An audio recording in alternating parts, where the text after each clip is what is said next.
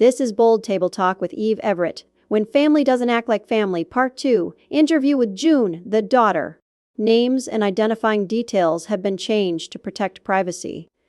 The purpose is not to decide guilt or innocence, but to open a larger conversation about family, aging, caregiving, housing, money, boundaries, and what happens when family arrangements break down.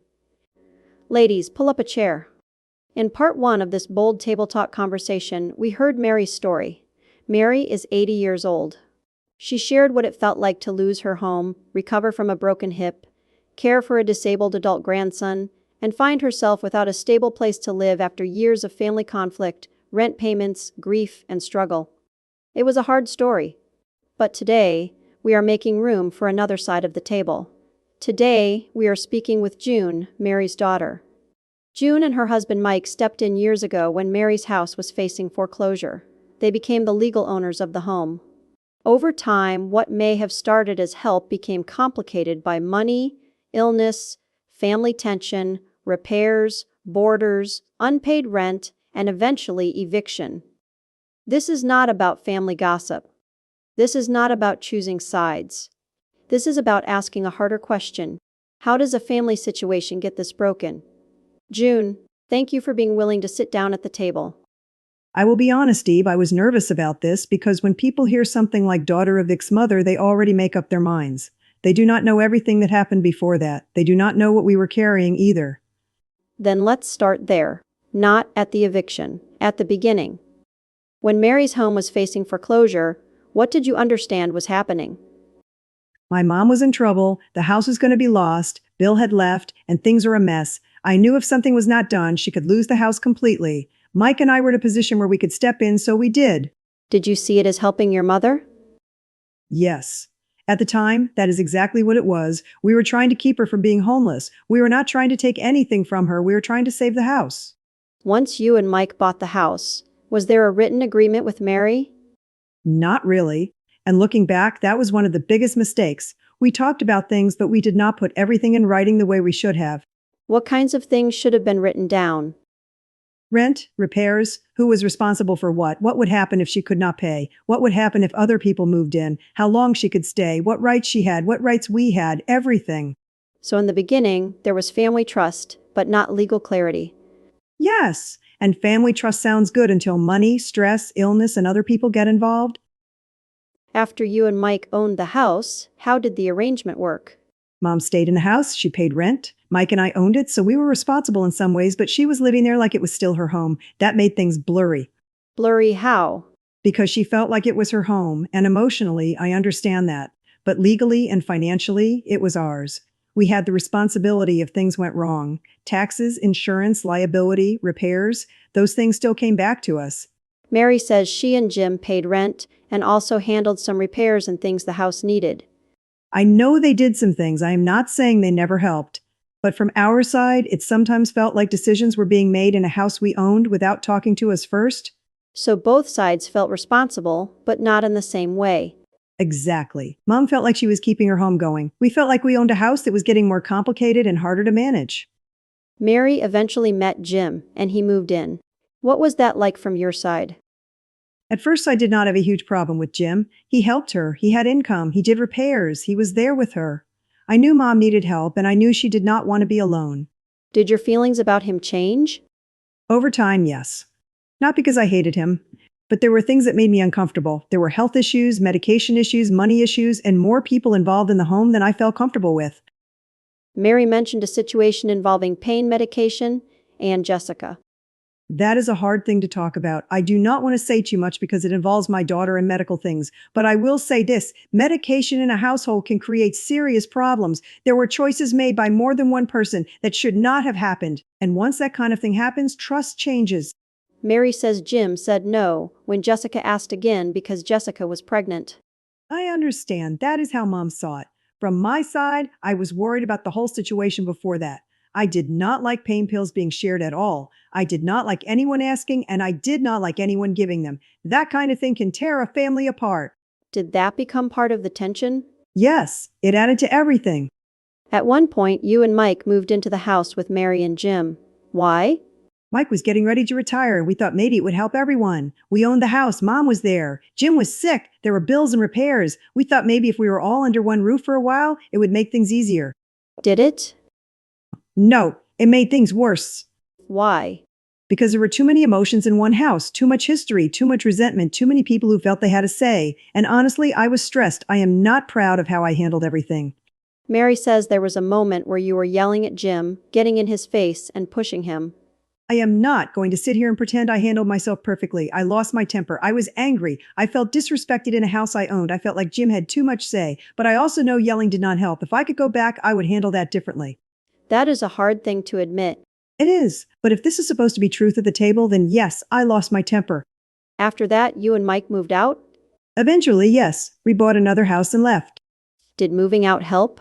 For a little while, maybe. But the bigger problems were still there. Jim eventually became too sick to work. Yes. And that changed the money situation. From Mary's side, Jim's income helped keep everything afloat. I believe that. I do. When he was working or bringing in more, things were easier. But when his health got worse, there was less money and more stress. Then Jim passed away. Yes. What changed after his death? Mom lost support. I know that. But we also had to look at the house financially. The rent had not kept up with what the house was costing. Repairs were needed. Everything was going up. Taxes, insurance, maintenance, all of it. Mary says, after Jim died, you and Mike raised her rent to an amount she could not afford. We did raise the rent. I will not deny that. But from our side, it was not done just to be cruel. We were trying to cover costs. Did you know she could not afford it? I knew it would be hard. I do not know if I fully understood how impossible it felt to her. Mary says she was told to get a job. That was said, and I know how ugly that sounds, especially now. I think it came from frustration. We were trying to figure out how this was supposed to keep working. But yes, saying that to an 80-year-old woman was harsh. Do you regret that? Yes, I regret the way it was said. I regret a lot about how we talked to each other. Mary took in boarders to help pay the rent. When did you find out? After it had already happened. What was your reaction? I was upset, very upset, because it was our house. We did not know who these people were. We did not know if they were safe. We did not know if they would damage the house. We did not know what kind of legal trouble it could cause. So your concern was liability and control over the property. Yes, and safety. It was not just about money. It was about strangers living in a house we owned, with my elderly mother and a vulnerable adult there. Mary says she did it because she was trying not to be homeless. I understand that now, but at the time I felt like she made a big decision without us, and then when some of them stopped paying and would not leave, it became a bigger problem. Mary says she could not get them out because she did not own the house. That is true. She could not evict them as the owner because she was not the owner. That part became our problem legally. So she asked you for help. Yes. And the result was that everyone was evicted. Yes. This is the part that people will struggle with most. How did the decision to evict everyone happen? The situation had gotten out of control. There were people in the house who were not paying. There were problems with the home. There was conflict. We did not see a way to remove only certain people and keep everything else the same. Was the eviction meant to remove the boarders, or Mary, your mother, and your nephew too? At first, the main issue was the boarders, but legally and practically, it became everyone. I know that sounds cold, but the whole arrangement had broken down. Did you understand that Mary, your mother, and nephew could become homeless? I knew they would need somewhere to go. I do not think I let myself fully sit with what that meant. That is an important sentence. It is, because sometimes when you are angry and overwhelmed, you focus on solving the problem in front of you. You do not fully feel the human cost until later. Was there a plan for where Mary, your mother, and your nephew would go?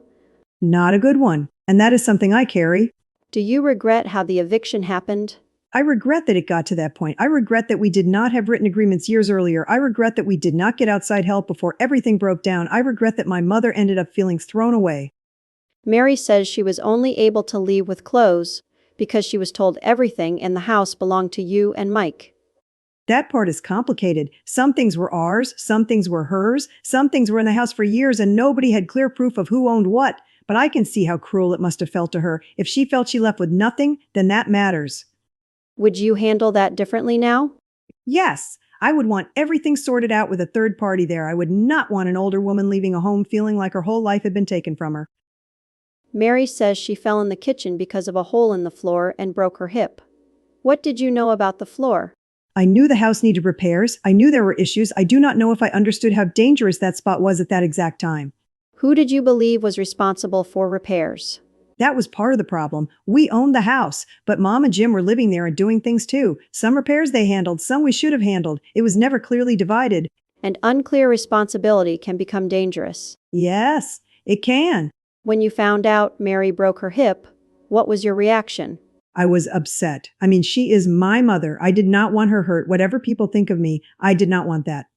Did her injury change the eviction situation? Not enough. And I know how that sounds. But by then, everything was already moving. The legal process, the conflict, the house situation, it was all already happening. Do you think the family understood how serious that moment was for Mary? Probably not. Not fully. Where does your relationship with Mary stand now? It is broken. I do not know another word for it. Do you still believe you tried to help her in the beginning? Yes, I do. I believe we saved the house from foreclosure. I believe we kept her from being homeless back then. But I also know that what began as help did not end that way. Do you feel misunderstood? Yes, I feel like people hear one sentence, she evicted her mother, and they think they know my whole heart. But I also understand why people are angry. I would probably be angry too if I only heard the ending. If you could go back and change one thing, what would it be? Do not wait until everyone is angry. Do not assume family love will make the details work out. Put it in writing. Talk about rent. Talk about repairs. Talk about what happens if someone gets sick, dies, moves someone in, or cannot pay anymore, and get outside advice before it becomes a crisis. What would you want other families to learn? Do not wait until everyone is angry. Do not assume family love will make the details work out. Put it in writing. Talk about rent. Talk about repairs. Talk about what happens if someone gets sick, dies, moves someone in, or cannot pay anymore, and get outside advice before it becomes a crisis. If Mary, your mom, were sitting across the table from you right now, what would you say to her? I would say, Mom, I am sorry it ended the way it did. I am sorry you felt abandoned. I am sorry you felt like we took everything from you. I do not know how to fix all of it now, but I am sorry you were hurt. Do you think she would receive that? I do not know. Maybe not. Maybe too much has happened. What do you wish she understood about you? That I was overwhelmed too. That I did not start out trying to hurt her. That I thought I was helping at first. But I also know that good intentions do not erase the damage. That may be one of the biggest truths at this table. Good intentions do not erase damage. No, they do not. Thank you, June. This conversation is not simple, and maybe that is exactly why we need to have it. Because family arrangements can begin with good intentions and still end in heartbreak. A daughter may believe she saved the house. A mother may believe she was promised safety. A family may think they can figure it out without paperwork, without clear boundaries, without legal protection, and without honest conversations about money and responsibility. But when illness comes, when income changes, when grief arrives, when repairs pile up, when extra people move in, when rent rises, and when resentment grows, the cracks begin to show. And sometimes the people inside that house fall through them. So the question at the table is not only, who was right? The bigger question is, how do families keep this from happening in the first place? Because love is not a lease, family is not a legal agreement, and promises are not protection. This is Bold Table Talk with Eve Everett. No gossip. No sugarcoating, just truth at the table.